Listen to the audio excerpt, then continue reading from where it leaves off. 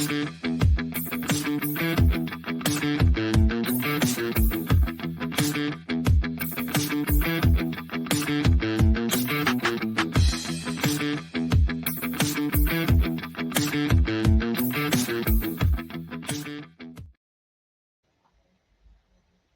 welcome back to Search with Sean, and obviously it's part of our Chat with Sean series, and you'll find all the other chats in the playlist, so check them out because there've been some really great chats with industry experts. So as usual, covering some admin stuff, and then we'll get on to our great guest today. We've got some great topics to cover. So generally in admin side of things, obviously, like I say, we've done some recent chats. So my most recent one was with James Owen, who was a co-founder and director of the marketing agency Click Intelligence. So we discussed all about agency life and how it got started and the current sort of issues they're facing and how they're overcoming them, that kind of thing. And then we also have a recent news episode. As you know, we do cover SEO and AI news. Got some exciting news on that actually coming up. But we covered all the latest stuff on the Google court cases, Bing's new generative AI features, OpenAI's AI agents, which is really interesting, and plus much more, including some really interesting case studies, as we always usually cover. And also, if you're watching this on Thursday, which would be 31st, so it'll probably be online by then. But basically, that's the deadline to show your interest if you want to talk in Search with Sean Live, which is like an event for digital marketers to talk about different topics they're interested in. And we've already got some great interest from some really great speakers. But if you're interested in getting involved in that, then this would be your last chance to declare interest. So yeah, get in touch. Obviously, I can extend the deadline a little bit, but obviously I've got to get my ducks in a row and get things sorted out. So I kind of need to know soon on numbers, but it's grown massively. Obviously, I've reached out to some people and people reached out to me, and it could be really, really fun as a first sort of online streaming event on this channel, and I'm really looking forward to it. So obviously I'll keep you updated on what's going on here and also on LinkedIn if you follow me. And finally, in terms of subscribers, obviously, you know, if you can subscribe, if you're interested in chats with industry experts, SEO news, all the other stuff we do, then please do subscribe. It does help the algorithm. Obviously, if you work in SEO, you know how these things work, but obviously YouTube, anything helps. You know, if you subscribe, leave a comment, like a video, whatever you do, that would be really helpful. But we are creeping up to 200 now, so it's early days, but that's really good. And I say I've got so much planned. Obviously, the event, more chats like this. I'm fully booked till like the end of January next year, creeping into February. We got some really great people, and we also, as I said on LinkedIn, I've got a new kind of format on news. So, you know, our news episodes are really great, but they go on for over an hour sometimes. So I'm going to do a more short version just to cover it. So because there's so much going on in search, it's really hard to cover in that 1 hour plus that we have. So a more short kind of quick fire kind of episode will be coming out, and that'll be a bit more regular than our longer news episodes. And finally, really exciting, I'm looking to launch another type of show, which will be like a panel-based show. So we're going to cover some of the most controversial, let's say, they're going to be no holds barred conversation with some of the top people in the industry around topics that really come up all the time in SEO, especially in digital marketing. And also users will be able to get involved as well and sending questions. So obviously that's another reason to subscribe. So yeah, lots going on. I've had a break and I'm ready to go again. So let's do it. And today's guest is really great. Really excited about this. So obviously you see it's Amanda Walls, but I've got a quick introduction, and then we'll get into the topics that we've kind of laid out going on. So yeah, Amanda Walls is the director of the award-winning digital marketing agency Cedarwood Digital and the host of Manchester DM. She is also a talented speaker, I know that for a fact, and has spoken at numerous events, including Brighton SEO. You probably would have seen her before, but yeah, welcome, Amanda, and really, really grateful for you to be here today. Thanks, Sean. I am really excited to be here as well, and also having come back off holiday too, so we can share our holiday blues together, right? Well, definitely that, with the gloomy weather that we're seeing right now. I could even take off. My flight couldn't take off because it was so gloomy in London for an hour, so I was glad to get away. That's the ultimate insult, isn't it? Coming back from holiday, oh, we can't land because the weather's so bad. Yeah, exactly. But yeah, no, it's obviously, if people don't know, you were at the Ahrefs event in Singapore, so yeah.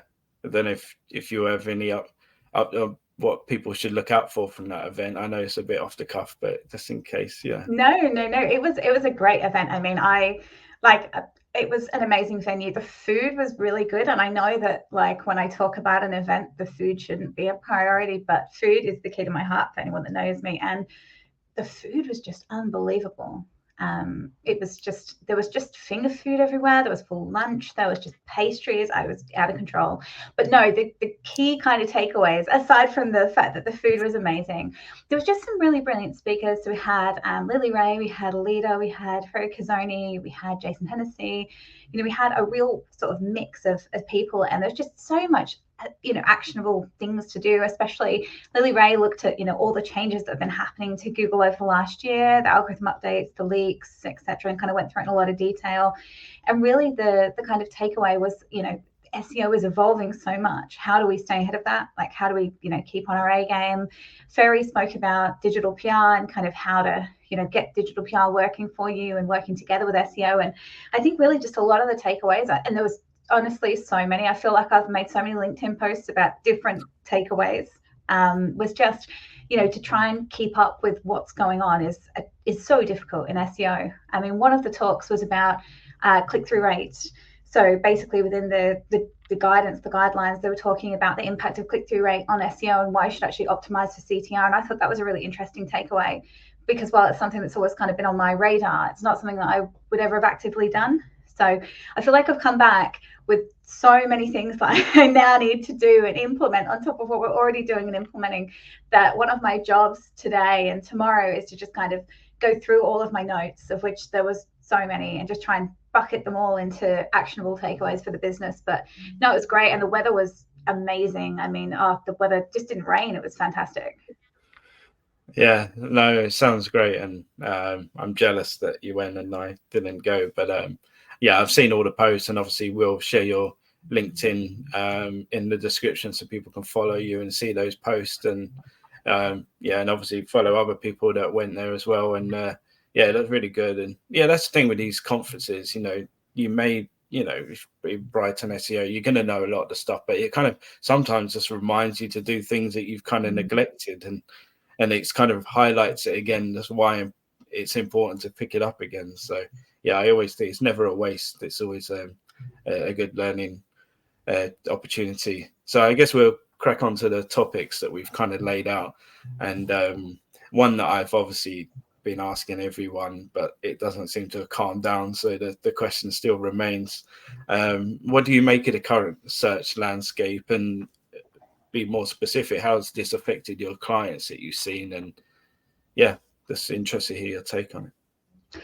Sure. So I've definitely used the word challenging. I think the last 12 months there's been so much going on between algorithm updates, the leak, etc., etc. But more so for us, I think one of the most challenging elements, which I guess is also an area of opportunity, is the AI. So it's the SGE overlays. These have been kind of coming and going and being tested and not being tested, and they're being rolled out, and they come in all different formats, all different sizes and shapes. And that has definitely been a challenge. And it's not just been a challenge from a ranking perspective. It's been more of a challenge from a forecasting perspective, Because traditionally, the way that we would forecast to a lot of our clients is we would say to them, this is where we would estimate to see an increase. And as a result of this, based on data, this is how much additional traffic and therefore how many additional leads you would expect to get. Now, when we're dealing with SGE, it completely skews all of the CTR data that we have, because we don't know, A, when it's going to appear, B, what it's going to look like, C, how many links it's going to have, D, if our website's going to appear within those links. So forecasting has been a big challenge because of AI. And I think that has been a source of frustration, particularly for myself, maybe also for our clients, because I like to be able to do very data-driven and data-led forecasting. And it's kind of thrown us out a little bit from that perspective. So I think that's kind of one thing that's been challenging in the landscape. I still think that the search, if we talk about Google specifically, is still favoring a lot of the larger brands. So, the Amazons, the eBays, sort of bigger, more well-established companies. We see this a lot around Christmas time when companies release their Christmas ads. They seem to get, kind of a bit of a boost because a lot of people are talking about them. And when we're working with Christmas tree brands that don't have multi-million-pound budgets to release a Christmas ad, it's difficult to kind of compete within those SERPs. So I think we're still seeing a big favoring of that. We predominantly work with kind of medium-sized businesses. So sometimes we get the benefit of that and sometimes we don't.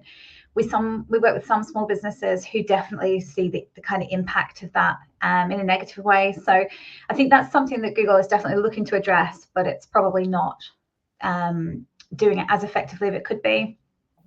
I think the other thing that we're seeing in the search landscape is the deviation towards TikTok and YouTube and Amazon.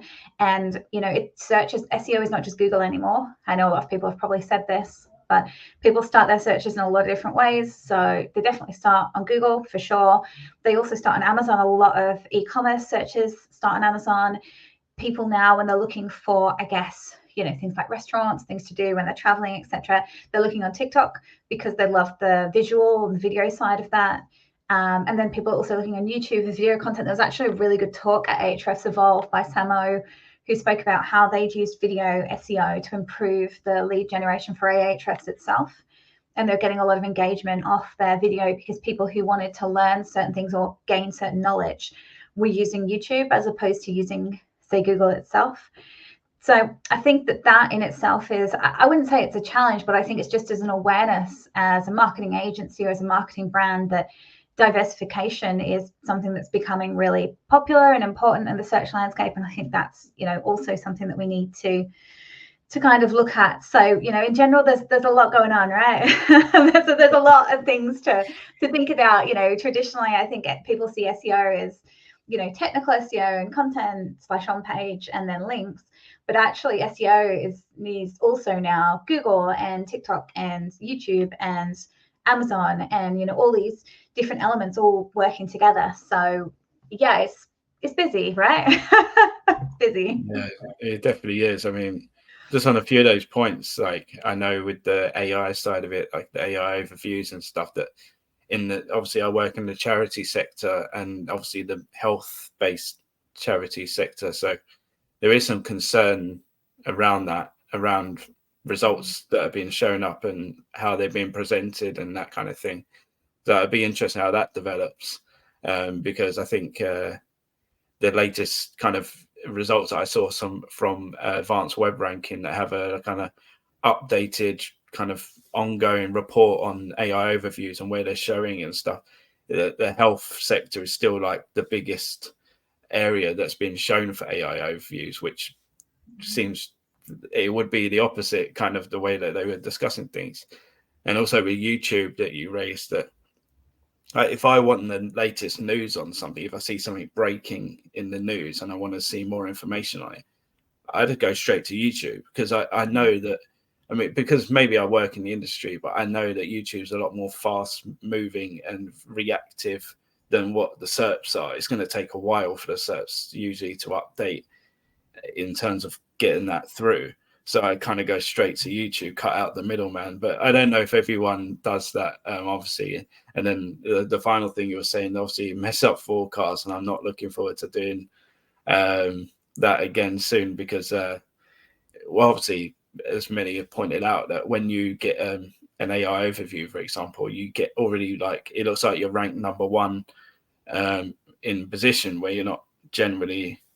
You don't necessarily going to get the clicks for it, or even the visibility at times. So it's kind of a false position in many ways. So it's going to skew kind of figuring out where you're sitting actually in the market and where for certain keyword groups and stuff like that. It could be quite interesting. So we'll see how that plays out. But yeah, no, very valid points. And yeah, it'll be obviously we'll move on later in the way you think it's going to go, but we won't get onto that quite yet. So after your Brighton SEO talk, which was all about your money, your life sites, what do you recommend for websites in that area to be focusing on right now, and why? Obviously, I'm really interested in this topic myself. But yeah, it'd be interesting to hear your thoughts. Yeah, for sure. I think so. It's interesting actually with the your money, your life side of things, because I think when I did the talk in Brighton, there was a lot of interest after it in terms of thinking about it. Specifically, what are we doing for these kind of websites, this kind of sector? And a lot of people have spoken about relevance. A lot of people have spoken about reputation and the importance of all these different elements for SEO. And I think for anything in YMYL, those are solely the most important elements, relevance, reputation, trust. Google, when they're sending someone to a website, especially in that sector, they need to know that the information is right. And you very rightly pointed out about the AI overviews, which are a little bit hit and miss, right? I gave an example recently of that one that was kind of going around where it had asked about fruits ending in and it was like applum, bananum, tomatum, and then there was like coconut. So there was like 3 fruits that just had added to them, and then coconut had just been thrown in there for no apparent reason. Obviously, it was incorrect information, and thankfully, it was only listing fruits. But if you were sort of saying to someone, what medication should I take for a heart attack, that's kind of something you probably don't want to get wrong or take the wrong one. Not that I guess you would be asking Google that, but let's just say, for example, that you would of course want to be trying to send them to the right answer. So I think there's a couple of elements that go into this. So digital PR is something that we recommend for all of our YMYL. We recommend it for everyone. But the biggest thing of this is the building of the external reputation, because when people want to find out something about you, and in the quality rated guidelines, although I try not to stick sort of too closely to them, but I think they're a good guidance of what Google deems to be wanting to look for. 2 of the 5 main points that they talk about is the reputation of the website, the reputation of the creator of the main content. So they're looking for your reputation, essentially. They're looking for information about you, and they're not necessarily going to trust the information that's on your site. Now, they're definitely going to take it into consideration, but anyone could write anything on their own website about themselves. Like I could put 500 5-star reviews on my website, but they might not be true. But if I had 500 5-star reviews on an external site, and I had 3 places where I'm published talking about YMYL and SEO, then chances are they're going to be able to establish a better interpretation of what my reputation is, which would hopefully come across as good if I had that many reviews, and I've been published in good quality publications with expertise that's closely relevant to the topic or the keywords I'm trying to be found for. So I think the first thing is building that reputation externally. So a lot of people talk about, obviously, the on-site stuff is important, the about us, the contact us, all of those elements, but the off-site digital PR, I think, is very important, because that's where Google's looking for reputation. And in the QRGs, it gives some examples of what good and bad reputation are, and they're fairly straightforward. Like, good reputation is a positive review, bad reputation is like X got jailed for something else. It's fairly clean cut. It's not mystified what it is. But what it does state within there is that that's basically where they're looking to find that information. So I think building that reputation is very important, particularly in YMYL, when you need to have that kind of those trust signals. Obviously, the other elements is the on-site EAT. That plays a really important role. User intent, I think, plays a really important role. So again, if someone's coming to a website with a specific purpose, then making sure that we're matching that user intent really effectively is important, because we want to be giving them the information that they need, especially if they are doing it from a medical perspective. Another thing that I think is quite important, and I spoke about this actually at Brighton recently, is determining whether you're looking for expertise or experience. So the example that I gave was, if let's say you're pregnant and you want to get some sleep, sometimes people will want expertise. So they will want to know, okay, what medication is going to help me sleep during pregnancy? And the answer to that question would be, obviously a medication that's safe during pregnancy. But sometimes people don't necessarily want the expertise. What they might want is just, someone who's been in that position to tell them what's worked. So they maybe want to go to a forum, or they want to go to, Mumsnet, or there's tons, Baby Center, there's tons of them out there, and actually just read about other people who've been pregnant and trying to sleep, and they've said, I've used a pregnancy pillow, or I've, made my partner give me a massage, or whatever the case is. They want that experience side of things. And I think a big part of YMYL optimization is actually understanding what people want from a user intent perspective, but also then what gives that trust side of it. So, if it is the expertise side of things, how do you say that you're a medical professional that's qualified to do that? Well, that might be through authoring or putting your accreditations on the website. But if it's an experience perspective, then that's basically, it could be a video, it could be a forum showcasing real life experience. So when we talk about EAT signals, it's not just about showcasing the signals, it's about understanding what the right signals are for the particular search query and making sure that we're backing those up with trust. So I think that's really important. I think it ties in really well with the user intent. And I think the final thing is just showcasing where you're trustworthy. So a lot of people, I think basically, I've come across times in the past where people have come to us and they've said, we really want to rank this website for pharmaceuticals. And I'll go on the website and there's nothing about them. There's no reviews, there's no accreditations, there's no industry accreditations, there's no pharmacy certifications, there's nothing. And I'm like, well, if people are buying a product like that, they're going to need to know that they're buying it from, someone who's industry accredited, someone who's qualified to sell it. They're going to want expertise, they're going to want information, they're going to want all of that on the website to kind of enable them to trust you. So sometimes you just need to tell people why you're trustworthy and why you're an expert. And then I guess backing that up with the external reputation helps as well. Yeah, 100% great points. And just off that, I think, looking at reviews, you're going to get bad reviews. Every company gets bad reviews, but mostly every company, I'm sure. But it's about how you reply to them, making sure you keep on top, trying to reply to them, that kind of thing. And also you said about, I was going to say also about keeping things up to date. So if you got like a Wikipedia page or a Google My Business account or whatever, making sure everything's consistent. So it's giving a consistent message, I think that's really important, because Google does read all these different things and obviously try and see if there is kind of out of date information, incorrect information. And that's also what's really interesting when you obviously you can look on Google and if you look into the information about how they found the page and kind of how they've kind of come to the decision to kind of rank the page and what information they took, it can be quite interesting to see where they've gone to find that information. It could be Trustpilot, it could be Wikipedia and so on and so forth. So that gives you indications on what kind of things that Google are looking at in terms of resources. And finally, what was I going to say? Oh God. I was going to say, while you're thinking of that, just to add to that as well, I always find it suspicious if someone has too many 5-star reviews. And I know that in the past, I've seen people kind of switching off the non-5-star reviews, which I know you can do across a number of platforms. It just seems strange to me when there isn't at least, because there's always going to be someone that hates your product, like no matter how good it is. That there's people, I feel like there's people like keyboard warriors on Google that go around just buying products and simply hating them. So you're always going to have a couple in there. But if you don't have any, I think it's a bit sus. Yeah, I mean, obviously, if you get like a takeaway and it's just fully 5-star and they've had like so many, you're like, okay, yeah, I don't know if that's 100%.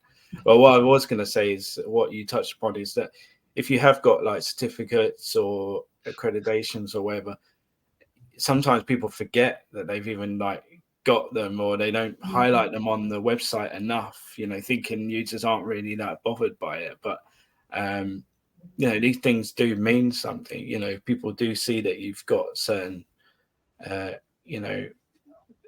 qualifications or whatever, it is actually an important factor when people make decisions. Obviously, it depends what sector means more than others, but yeah, 100% that people, I think sometimes they'll have it, and they sometimes, when I worked in agency side, I worked with smaller clients, they kind of, oh yeah, I've got that, but or why is it not on the site? You know, they don't think about it, they just get it, and then they don't think about adding it. So it can easily be forgotten or not highlighted properly on the site for like search engines and users to actually pick up on it. So yeah, no, great points. And another interesting post that you put out was about ROAS and the mindset of a ROAS mindset and why it's important. Obviously, if you could just, I've worked in PPC, so I kind of know about that kind of thing. But if you can highlight what it is first, and then kind of why it's important to have that mindset, that'd be really great. Yeah, sure. So the ROAS mindset of ROAS is return on ad spend, essentially. So it's thinking about how you are. So I guess rather than having a metric, which is maybe to drive traffic or to improve keyword rankings, it's really understanding what return you're getting for the amount that you're investing. And I guess you would use it more from a PPC perspective. We also use it from an SEO perspective, because all of the work that we do is designed to drive sales or leads. So everything, all our sort of targets, we don't tend to target things like traffic growth and keyword positions. We will have them as a soft target. So we'll kind of have them as a supplementary target, but fundamentally all of the work that we do when we're forecasting to our clients is to say, this is roughly, you know, what we want your ROAS to be. The reason that it's so important is because fundamentally it's what pays the bills. And, you know, I say this to sort of my staff all the time, like we can get hung up on these vanity metrics of, oh, we've got another 10,000 visitors. But if they're just reading an information article, it doesn't matter anything, like it doesn't mean anything to us. Yes, don't get me wrong, there is value in terms of them getting brand awareness and associating whatever the content of that article is with the brand. But fundamentally, you know, I'm a business owner, I understand how business works, like money pays bills, money pays staff.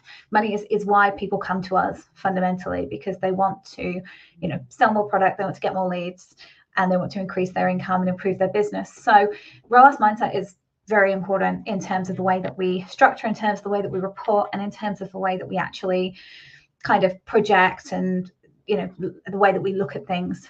And I think as well, what this means is it allows us to optimize towards what really works. So with a PPC example, we use a lot of offline conversion tracking. And what that means is that people will come into the website through an ad. They will obviously go through to the conversion form.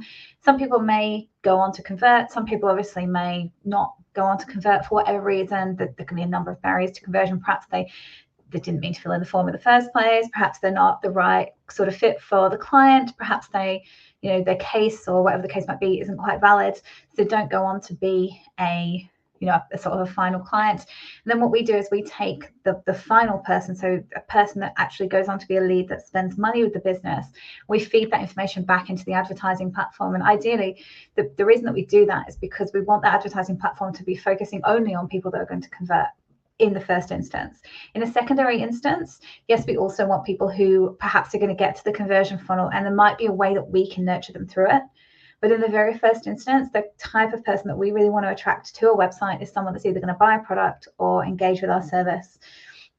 And that means that we might have to actually bring less people, but the people are more likely to convert. So ROAS, just having a ROAS mindset, I guess, just cuts out a lot of waste. But it can also, I think if it's not explained properly to a client at the start, it can be a bit of a difficult sell, because a lot of the times it means that you won't necessarily see a massive increase in traffic straight away, because we're actually not focusing on increasing traffic dramatically. We're focusing on increasing the quality of the lead. So that can often mean that traffic level stays the same, but the conversion rate goes up. So I think with ROAS, a big part of it is how you sort of sell it, not sell it, but, you know, how you kind of put it across to the client. I think that's really important. And I also think, you know, from that perspective, it means that our metrics are more things like user end value and lifetime value, and then mapping that back to keywords. So, you know, X keyword is generating X amount of lifetime value, or X keyword is generating X amount of end user value, as opposed to X keyword is ranking in this position, or X keyword is bringing in this many visitors. It doesn't always work because it's not an exact science, but I think it's a mindset. So it's a way of saying, right, okay, from the very start, we're focusing on the business objectives. And a few years ago, I used to teach a course on Google Analytics, and we had these 4 different levels of objectives, and I can't remember them all realistically. But I remember that we started at the very top with business objectives, and then we sort of moved on to marketing objectives, and then we went to segments, and I think we went to KPIs. But fundamentally, the point we're trying to say is that, you know, organic traffic, keywords, everything is all in here as a marketing objective. But fundamentally, if it doesn't hit the business objective, if it doesn't hit that ROAS, then it's kind of worthless. And I guess that's how I would put that across. Yeah, it makes total sense to me. I mean, you know, I've been trying to say this for years, but I think obviously now it's more clearer than ever that, you know, there's no point just getting loads of traffic, like you say, loads more traffic if it means nothing at the end of the day, if they're just going to read a bit, drop off, never return or whatever. And I guess now with like the way SERPs are, you know, arranged and the way they're sending users and not sending users, the increased amount of 0 clicks and stuff like that, that you can't just rely on traffic anymore. Obviously, it's like visibility and those kind of metrics. But again, that doesn't bring in the pounds, which obviously people need. So obviously, and again, like you touched on before, is like the user intent. That's why it's so important to actually understand the user intent for a page, because you're going to need to know, you know, what are they looking for when they get there, and then obviously you need to know what you deem as a conversion on that page. You know, it could be a download, it could be a donation, obviously on my side, or a sale, or whatever you deem, or a form fill, whatever. And you need to actually understand that is what you deem as a conversion, and what you're trying to aim towards. So yeah, it's great points. And yeah, I learned the hard way running PPC campaigns, but yeah, it's definitely a good approach to take, because like you say, the vanity metrics doesn't really, you know, it looks nice on graphs and stuff, but it doesn't pay the bills as such all the time. Obviously, you know, you get more traffic, you could make more sales, I guess, but like you say, you need the right traffic. And that's where we actually get a lot of our PPC inquiries from, is people who they're spending money, and they're getting visitors, but they're just not making sales. So they are kind of just sometimes a lot of these people have set up ad accounts themselves, which is like good on them, but oh my goodness, some of the things that I've seen are majestic in the way they've been set up and the keywords that they're targeting broadly, you know, and then the kind of search terms it's pulling in, you know. But I think fundamentally that's the thing, isn't it? You know, with PPC, it's very, very easy to spend money. Like, you can spend as much money as you want, you can bring as many people in as you want, but if they're not the right kind of person, you know, it's not worth it, and you can burn through budget really quickly. 100%, yeah. I've seen many of them examples myself. So I guess the next one was really interesting as well, the next topic, and something that went, well, I think it went a little bit viral for what I've seen on LinkedIn, but it's around your roast dinner link building campaign. Really intriguing, and you probably sick of talking about it maybe, but I'd like to hear it if that's possible. No, it's fine. I did a Moz pod on this actually not so long ago, which is a really nice day actually down in London with Chima and Joe, and they're such a lovely team down there. We had a lot of fun, but yeah, I mean, essentially it was actually the simplest, quickest idea from a digital PR perspective. So I can't take any credit for it. It wasn't my idea. It was solely from our digital PR team in terms of the roast dinner itself. But yeah, essentially what we did was we'd done a lot of research into what topics had been covered by the press and what was sort of topical and trending at the start of the year before we started pushing this out to our clients. And I delivered some of them in a talk a little while ago, but it was things like, you know, King Charles and royalty and all of that. And there were a lot of kind of popular themes during the year. But the one thing that came out of this piece of data that I read was that nearly 60% of people were really focused on cost of living. So that was something that was topical in the news. It was something that people wanted to talk about. And, you know, that was the content that was doing really, really well. So when we started pulling our content together in our digital PR strategy for the year, we really tried to do a focus on things that would, you know, save people money or would basically stop people getting a fine, because we knew this cost of living theme was really popular. Now, at the time, So we're working with a personal finance company. So this is actually a really nice piece to kind of tie in with them. And I remember I'd been down at M&S getting a roast chicken. Don't judge me, please. But the roast chickens, by the way, are on point. Sorry if there's any vegetarians, but they're really, really nice. But I do miss and one thing that I'd noticed was how much more expensive roast dinners had actually become since I last cooked a roast dinner, which was quite a while ago, in fairness. And we were talking within the team. We thought, what about doing a piece around cheapest roast dinner? So we dispatched one of our team to 6 main supermarkets. Most of the information was available online, but little, I think it was, you'd only go in store because it didn't have their prices online. So it was like supermarket sweep, running around the kind of aisles of Lidl trying to find a like for like as well, because that's really difficult, because obviously sometimes you get a kilo of potatoes, sometimes you get half a kilo of potatoes. So the team had to work out a methodology which kind of leveled out the discrepancies in the sort of weights of the different products. And then they just compiled a data piece around sort of which supermarket had the kind of cheapest roast dinner, and it just kind of blew up. Yeah, it went really, really popular. And then we actually also cloned this idea. So we took this idea and we did the cheapest fry up, and we also did the cheapest Christmas roast. And I've seen, to be fair, other people doing it again since, you could probably do it again this year and it would have a similar impact because of that sort of cost of living angle.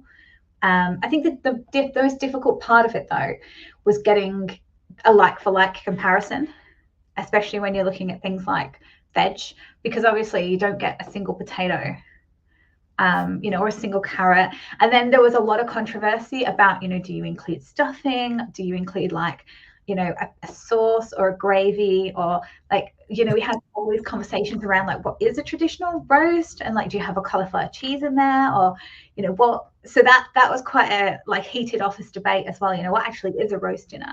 So there's a lot of variables in there. Right? There was a lot of discussion that was going on, and what I'd say it was a pretty quick turnaround data piece. The data itself was quick, but the actual discussion around making the data work was obviously a lot longer. But yeah, it did work really well. It got coverage across a lot of nationals and a whole ton of regionals as well.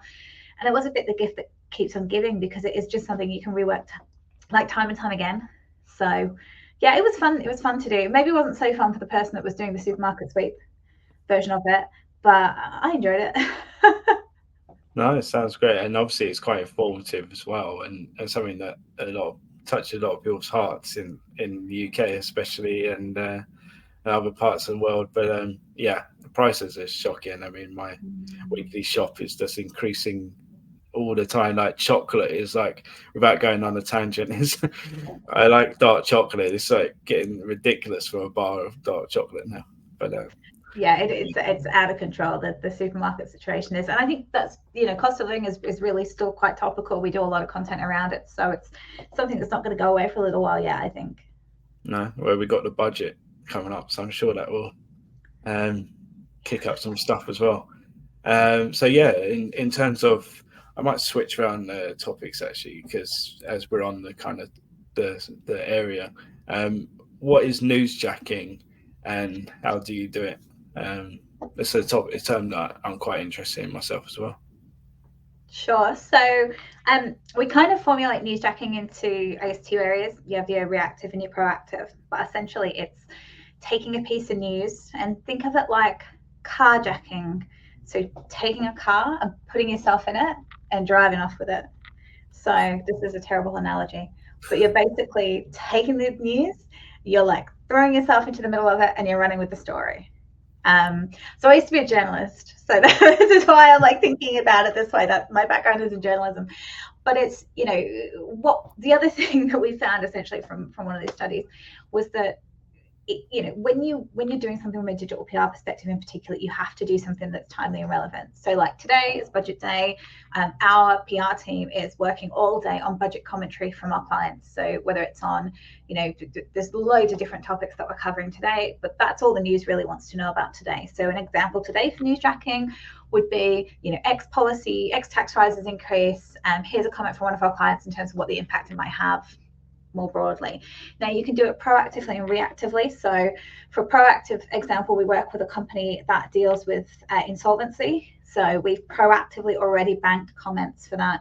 because we know that the budget today, there was some data that came out about a week ago that said already like there's been a spike in insolvencies. So we had like lots of comments proactively ready to go for that.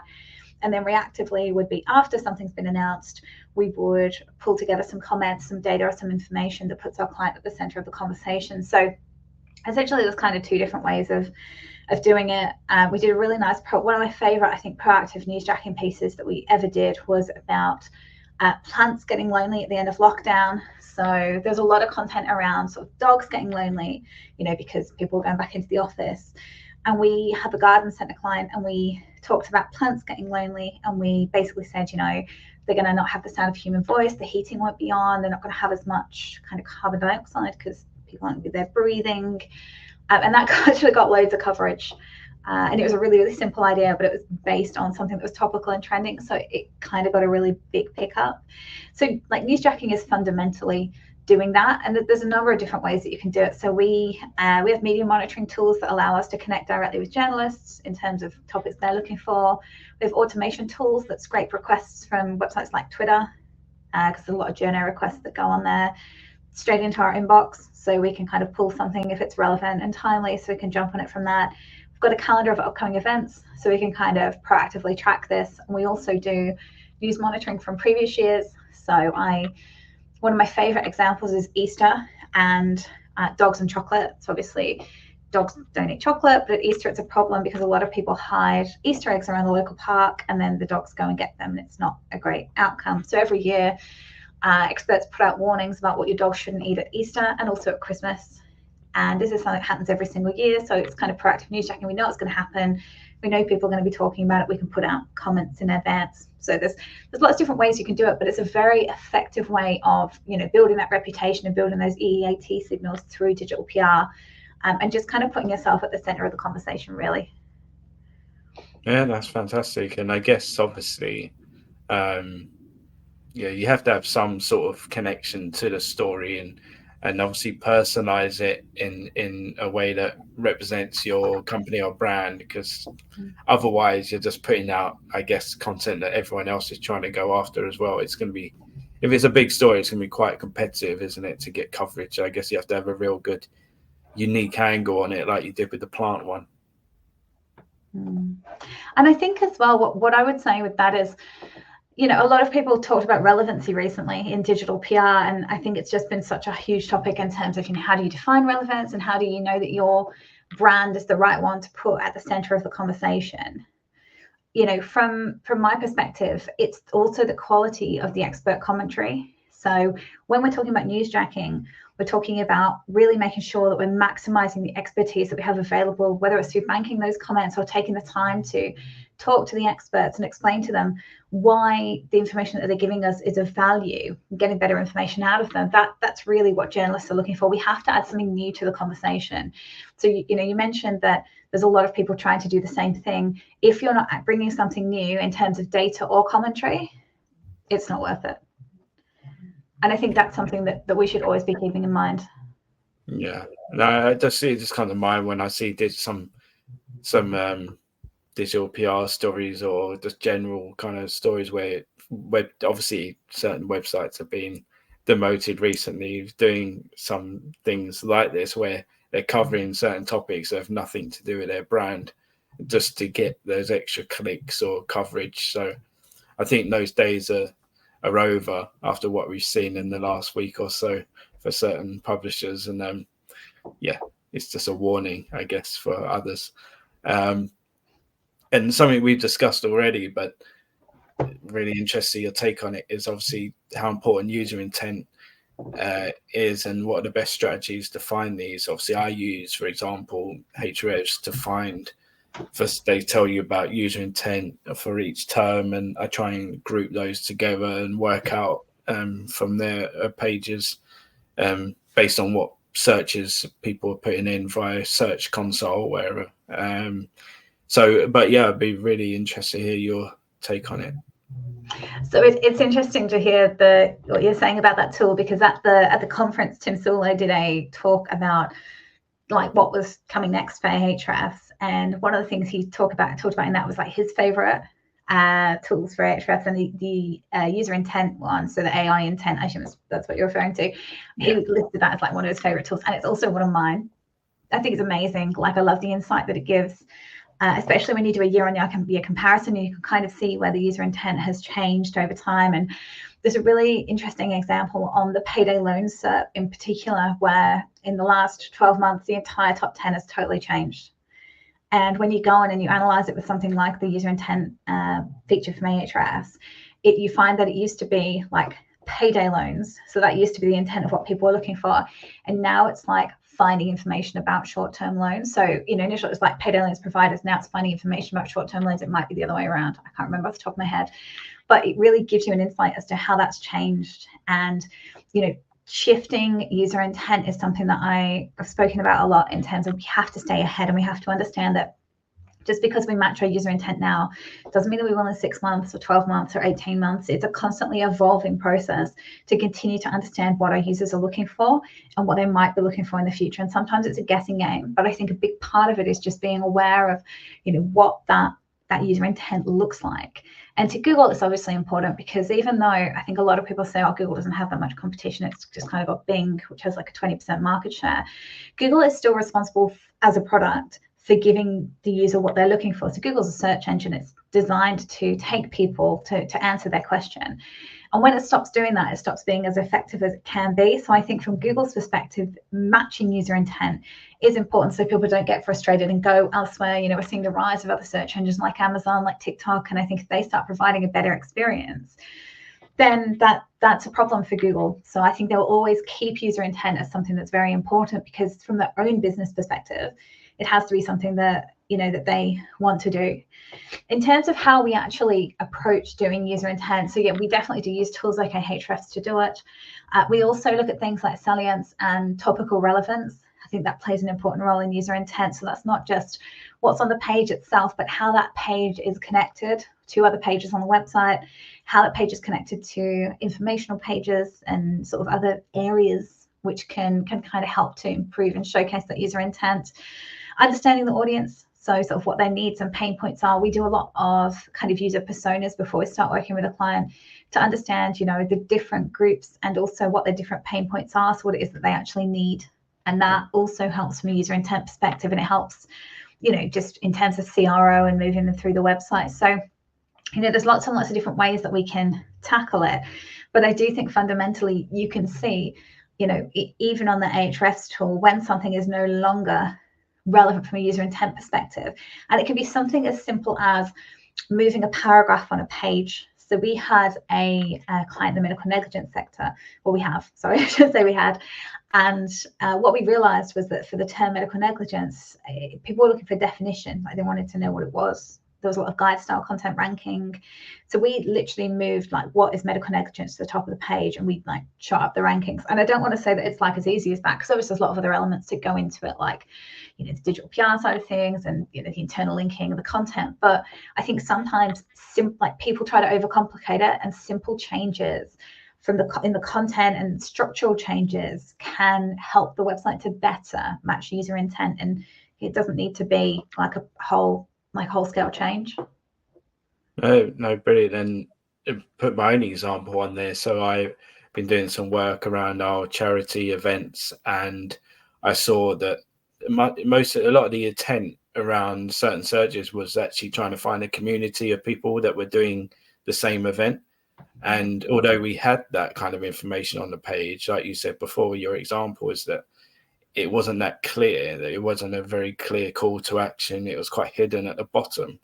But this is clearly something that users want to find, so it's just putting it up and make it clearer, and you can, hopefully then it will give people what they want to see in terms of the content. So it gives you some really great insights. And like you say, I haven't done too much of that comparison stuff, so that's kind of something I might go back and do a lot more of, to be fair, because that's quite interesting. And hopefully they do more. But yeah, there's not many tools that do that kind of stuff. So yeah, I hope they keep growing it, and it's good to hear that they like it, and they're going to keep it. Always reassuring, isn't it? But obviously, I don't know, but I think it's probably something that not many people make the most of.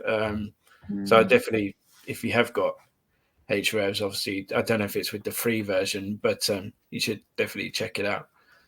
So I guess we're down to our last few things, but so the kind of secret of pitching, and what should you be learning from the experience? So you put out a really good post about this, so I wanted to ask you about it. I mean, I don't want to give too much away, right? So yeah, pitching is a really sort of interesting one. I think, I kind of always have a chuckle when I pitch to people, because I ask them all the time, what is most important to you in an agency? And 99.9% of the time they just say transparency, which like I get, and that's great. And you know what, like, of course it's transparency, but then all that happens is every agency turns around and goes, yeah, we're really transparent. We'll do this reporting, we do this and we do that. And what I really want them to say is what they really want in an agency.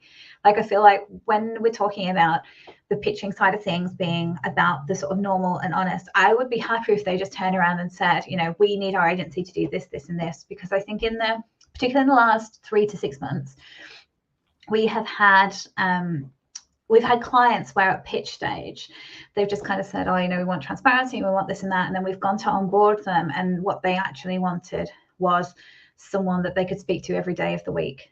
Or, that they had sort of other things that they needed. So I think a big part of the pitching process is trying to be as open and honest and clear as possible. And that's not just in terms of winning the pitch, that's also in terms of making sure that the relationship is the right one for both the client and the agency.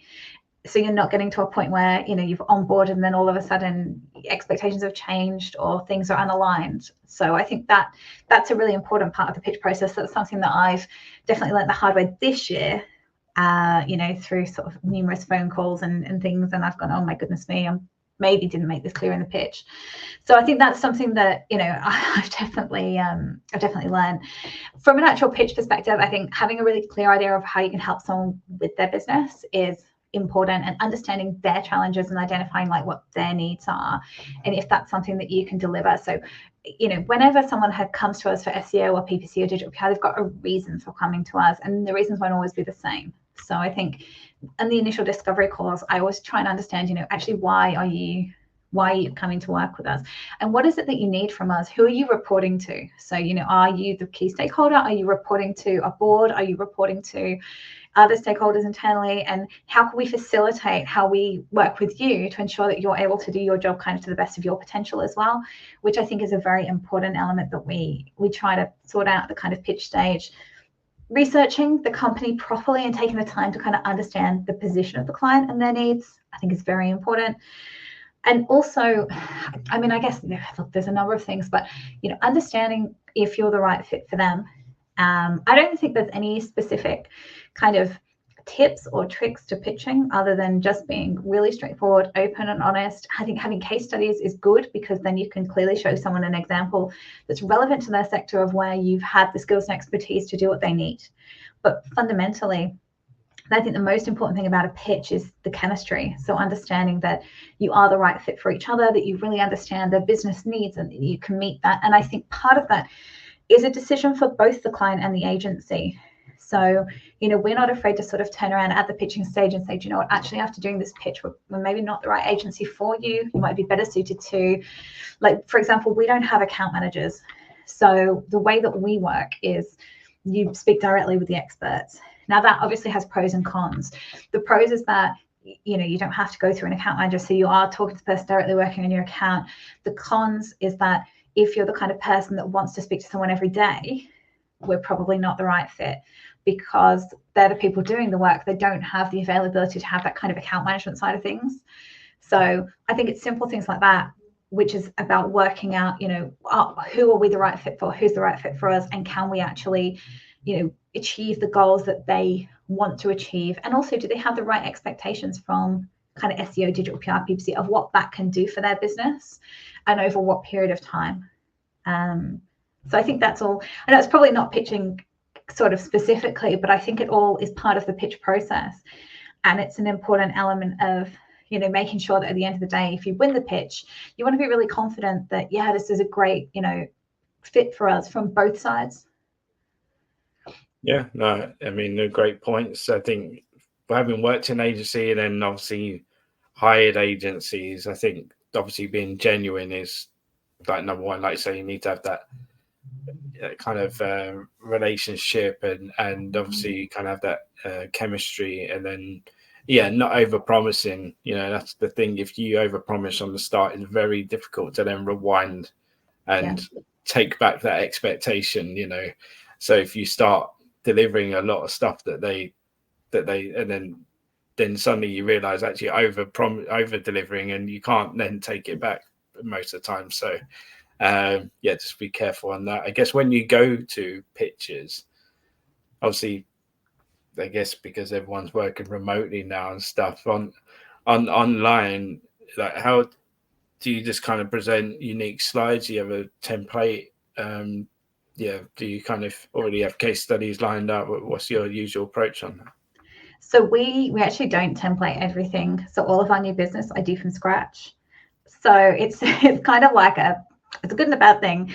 The good thing is we get a lot of feedback to say that we've gone into a lot of detail, and it means that because we're spending the time doing it, we're really getting to know and understand the client. So by the time we're actually coming to pitch, I feel like we have a really good idea of that client. There's been a few pitches recently where we've done it and then they've delayed it by maybe a month to 6 weeks. And that's really hard because I've done it, but then in that 4 weeks, I've done so many others that we've forgotten kind of, you know, the insight that we had to that client. I think that's a challenge. We always try and do the pitches face-to-face where possible. We do find that there's sometimes quite a bit of pushback on this, and people just want to do it online because it's easier and they're used to it. But I think it's so hard to get to know someone online, like just to even know who they are. Like I have, I know it's going to sound really weird, but like I've spoken to people online and then I've met them in person. I'm like, oh my goodness, like you're completely different to this like online image that I had. You know, maybe like way taller, or you're just like, you know, there's loads of things. And I think, you know, the person-to-person rapport is something we've lost since COVID as a just as an industry. And I actually think that's leading to much higher turnover of clients, you know, across the agency side, because those relationships that you have with your clients aren't as good. Like my best relationships with my clients are all clients that I had before COVID, because I have seen them. I mean, I've got clients I've never met, which kind of I find really strange in itself. But anyway, I guess that's just the modern world. But, you know, they're people that I, you know, may have been out for a beer with, may have gone to have lunch with, have gone to in-person meetings with, you know, in all different areas of the country and overseas. And, you know, I've had that face-to-face time with them to allow them to get to know me. So we always try and push for that at pitch, because also it allows, again, a better understanding of what that working relationship might be like, which is something that I think is just so very important. But in terms of what we take, it'll be a completely customized deck for each of our clients. So we don't do anything that's kind of templated. It's really hard to, because when we talk about needing to address the specific, you know, I sort of said about like understanding what the challenges of that business is. Every business's challenge is so very different. And even from a reporting perspective, because we do bespoke reporting, every person needs a different type of reporting. So sometimes people don't want any reporting at all. So we have clients that say, don't report. We know what we're doing. We've got our own dashboards. Put that time into something else. We have some clients that say, just do as a basic report. And then we have some clients that say, I'm reporting to, you know, the board, or I need to do a QBR. Can you, you know, do some content that I can basically drop and drag into these slides if I need to. So again, it's all in like a case-by-case scenario. So I don't think a template really works. Although don't get me wrong, I would love to template some of it, because it just takes a long time. No, I get it. I mean, obviously, that's the thing when people work from home. Obviously, it's two sides of a coin. Obviously, you know, we are meeting less face-to-face, which is a shame, but also it means you can get clients from all over the world, because everyone's kind of connected and more connected online now. So it's a catch-22 situation. Then I guess with the kind of deck, obviously it does mean that although it's fantastic, it's so unique and bespoke, but that time and effort, then you have to make sure you're closing a number of them to make it worthwhile. Yeah. the time is out of control. It does take me a lot of time. Thankfully, I have a really good implementation team at Cedarwood, which means that I can focus the majority of my time on new business and on the decks, which means I can get really sort of engrossed into them. But yeah, it's a really time-consuming task. When I was away for the last couple of weeks, I was just like, oh, please not too much new business. Do you know what I mean? So that I didn't have to have too much to come back to. So but thankfully, it's a bit of a quiet time of the year. I think because of the budget today, it's been quiet for the last couple of weeks. So we'll see how we go in the next couple.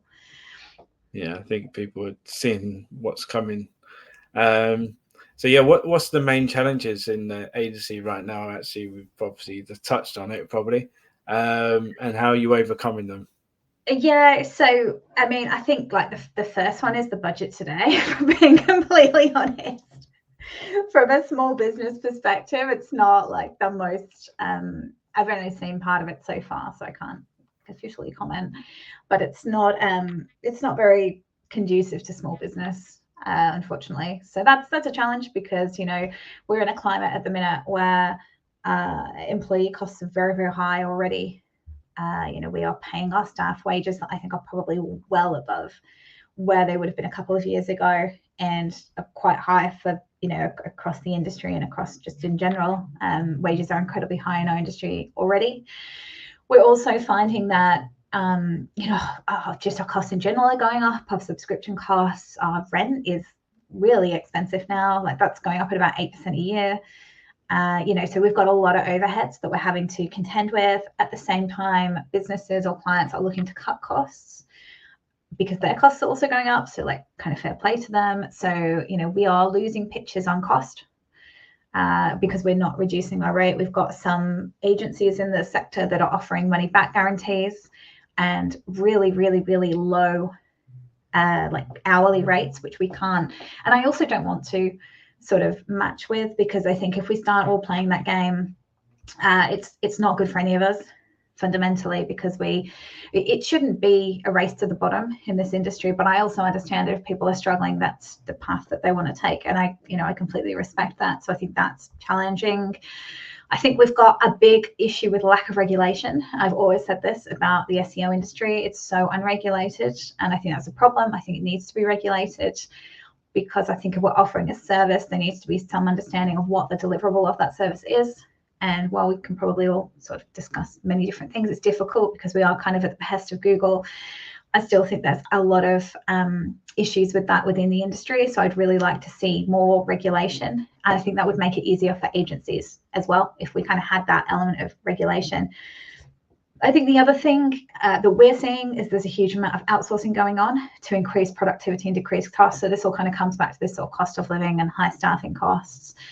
And it's very hard to compete with that because the wages are a lot cheaper and the hours are longer. So we lose out on productivity and we lose out on cost. So that is a challenge for businesses, I think, here in the UK as well.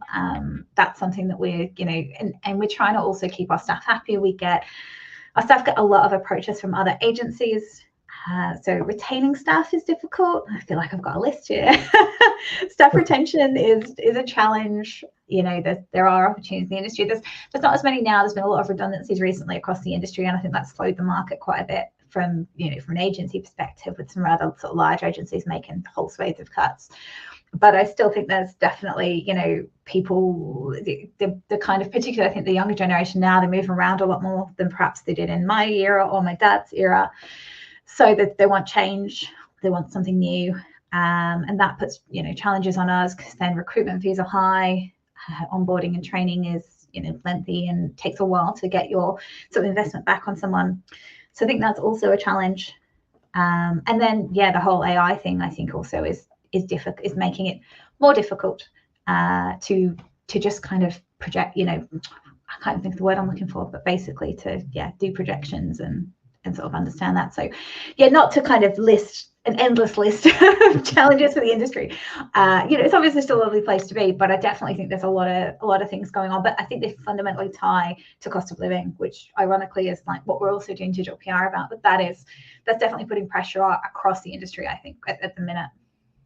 Yeah, I mean, obviously there's going to be, you know, we've seen across many companies cuts and stuff. I'm sure there's going to be plenty more, and businesses getting going out of business and things like that coming up in the next year. So it's going to be tricky. And and obviously there's going to be, just talking about the job market, it's going to be a lot of people fighting for the same roles. And obviously then it's interesting about the regulation side of it. Obviously that's probably another conversation, but it would be interesting to go down that angle, because it's not something I've heard too much about before, but it would make a lot of sense, because there is a lot of, some big agencies out there that offer SEO, and like I say, it's not really regulated to a degree. So that's very interesting. And talking about AI, does your agency or yourself use AI? Obviously on the show we cover AI quite a lot, something I'm quite interested in personally and I use daily. But just interested how maybe the agency uses it, how you use it, and why, I guess. Well, I mean, ChatGPT is my best friend. No, it's not actually. Funnily enough, I introduced my partner to ChatGPT about 2 months ago, and now I find him on it every day. Like, he'd never heard of it, didn't understand it, and now he's like uploading Excel spreadsheets and everything to it. So I think I've got him hooked on it more so than I am. I do have the paid for version now because I tried the image version out, but I got some mixed responses to it. So I think that's got a little way to go. But as a whole, I use it a lot for summarising. So for example, I'm going into a pitch with a client, a particular vertical, and I want to know in the last month what have been trending topics in this vertical, I'll ask ChatGPT just to pull it. So save me having to kind of scroll through the Google News archive and have a dig through myself. I'll just ask AI to summarise that for me. And then before I go into the pitch, I can have a scan and I can understand what the topical and trending issues are. Super straightforward. So that's one way that I do it. I use it to record meeting notes and summarize. So we're trialing at the minute a number of different AI platforms that basically transcribe what's said in a meeting. It's particularly valuable for new business, because if I'm not the person doing the pitch, for example, in like the PPC team, it means that rather than them having to go through my notes, which I think the head of paid media hates my notes because they just don't make sense, and they don't make sense if I'm being, because I literally just like, I type as I'm talking, and she's trying to do a proposal and she's trying to sift through what I'm saying, and it makes no sense whatsoever. So the AI, it was actually her, that brought this in. I think solely for that reason, because she's just like, I can't handle this anymore. I need some kind of, normality with these notes. So that's really handy, because then everyone's got them on record. Also meeting notes. So for example, if staff members on leave and they need to, go back through meeting notes, they can do that with AI, which I think is really good. So that's another way that we use it really effectively. Summarizing spreadsheets on large data sets as well. So if I'm like looking for a trend out of a data set or a spreadsheet, then I will also use it to kind of pull together like themes. So it's very actually good for keyword and topic clustering. I find it works really well for kind of clustering and pulling all the information together. But that's as far as I'll tend to go with it. So we don't use it to create content. We don't use it to kind of do anything that a human would replace. I don't think it's quite there yet. I think it's very useful at, analyzing data, pulling information together, and doing those kind of manual tasks very quickly. Summarizing notes, like honestly, summarizing meetings is a dream. And it's very clever at picking out the key topics of what was discussed in that meeting as well, and also picking out the action points. So I don't know how it does it, but does it really well. But apart from that, I know that's quite a lot that we use it for, but I think for anything content wise, I wouldn't at this point. Yeah, no, totally get that. And no, really good, and I'm really interested about the meeting notes. I know a few different apps that do it, so they're getting quite sophisticated now, and it's really good to see. And they, like, for example, I was using Claude, one of my favorites, as well, and they've really got good in terms of, you talk about like content cluster, topic clusters, and all that kind of thing. If you take all your data from Search Console, for example, it is really good now. It basically breaks it down. Obviously it has the text version, but it also creates graphs and charts now alongside it. So it's like really great. And like you're saying about your partner, like I talk to Pi quite a lot. I got the app, and my partner thinks that I'm talking to someone else, and it's just my AI assistant. So but I feel like I actually know them now, and it seems to remember everything and my daughter's name and stuff like that. So it's quite scary in a way, but really cool. So and then I guess just to wrap it up, we've discussed on what you think of the current landscape, but where do you see the future of search, and especially the Google case? We've discussed it on our news episodes quite a lot, and I initially thought that probably nothing too much is going to happen to them because they're so powerful, but the more I'm seeing, it actually feels like the Department of Justice does seem to they want to actually do something quite groundbreaking with them. It looks that way. But obviously they're playing the card like Facebook did. If you mess with us, you're going to mess up the whole industry. But I just want to see what you think, where the future search is going, and obviously focusing on Google, what you think the outcome of that will be. I think it will be, I mean, for the Google case specifically, I think we have already seen that they took action in Europe with the whole PPC advertising, which sort of led to the introduction of the kind of intermediaries which now serve on Google Shopping, and that kind of anti-competitive case. I think we saw a lot around that, and I think that shows that people are keen to kind of make things a little bit more competitive. I'd say the same for what we're probably going to see here in the UK and internationally. Google does have a monopoly really over the search results. How the markets respond to that, I think it's difficult to tell, but I think what I would say with search is that diversification now is, I think, important, because even for Google search itself, the organic reach is diminishing, and it has been diminishing for a little while now. It diminished initially when they moved to 4 ads at the top of the search results. It diminished further when they started putting in things like the feature snippets and the map packs, especially on mobile. So, for some of the searches, like, for example, when I was saying about the law firm, so it's in medical negligence. If we now search for medical negligence on a mobile, you get 4 ads, you get a feature snippet, you get a map pack, which is quite long. You then get people also ask box, and then you get an organic listing. So if anyone's bothered to get that far down, and then you're thankfully in position 1, but if you're in like position 4 or 5, realistically, you're not getting any traffic at that point. So I think organic search on Google is already diminishing. So what I think the future of search will do as a whole is a kind of collaborative effort between your TikTok, your Amazon, your YouTube, and your Google. And I think for people that are now solely focusing on the Google platform alone, they're just going to start to see a diminishing return. I think there's still, don't get me wrong, I think there's still value in it. And I think you can still, like, if you've got no visibility at all and you get visibility, that's great. And there's industries, so we work with a client in the vaping industry where you can't advertise. So if you've got position 1, which we do for like a lot of good terms, the traffic is great because you've got no competition on that SERP at all. So there's always going to be sort of sectors and areas like that where Google is going to continue to be prominent. But I think if you're looking at SEO as an overall, we're going back to this ROAS mindset. What are you doing from a search perspective that's going to bring in sales? It's diversifying. So it's understanding, back to when I said about that experience or that expertise. So, if you are a pregnant woman who is, looking to sleep at night, let's say, and you're looking for the experience side of things, you might not be looking at Google. You might be looking at TikTok because you want someone to demonstrate how to do it.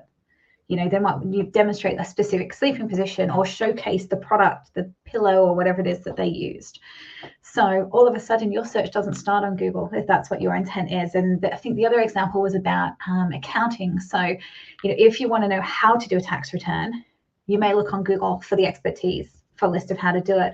But if you want to be shown how to use an accounting software to do it, let's say maybe like Xero, that's a video. That's not necessarily a written explanation. Like me personally, I'm awful with text. I don't read books. I get bored. I've really short attention span anyway. I have no patience, as most people will say. I'm a video learner. I've learned through video. I learned through podcasts. So for me, it would be TikTok or YouTube. And I think that's the future of search, is in identifying, who your audience is and the type of content that they want, and then presenting that to them in the way that best matches what they're looking for. And that might not necessarily be on Google. Yeah, that's a great point. So obviously, when I had a chat with Ray Sadiq, we obviously discussed the importance of working with the other department. Obviously, if you've got the benefit, if you work in house and you've actually got different departments like social, PR, so on, it's about working with them and also educating them and the influence they have on getting that increased visibility and traffic and that kind of thing, because I think sometimes in the old mindset they're all siloed, like they don't really have that impact. But now with the way that SERPs are and the way that search behavior is changing, they have a big influence on what we're doing. So we really need to be talking to them. Obviously, I guess what is tricky is if you are a smaller company and you don't have even time to update your website, you're not going to have time to then jump on YouTube, on Instagram and TikTok and X and all that kind of thing, even Amazon.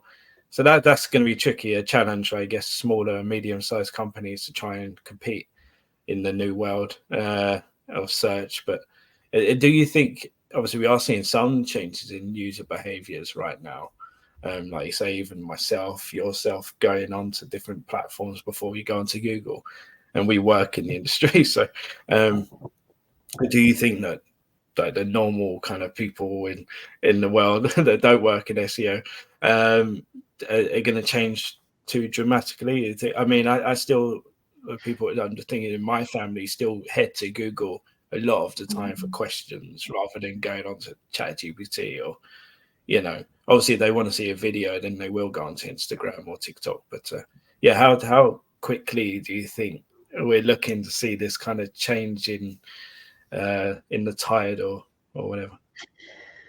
I think it will evolve over time because, sort of similar to you. I mean, I have a love-hate relationship with TikTok for a start. So sometimes it's on my phone, sometimes it gets deleted off my phone. 50-50. It's on there at the minute, but it's only because I'm trying to launch a channel.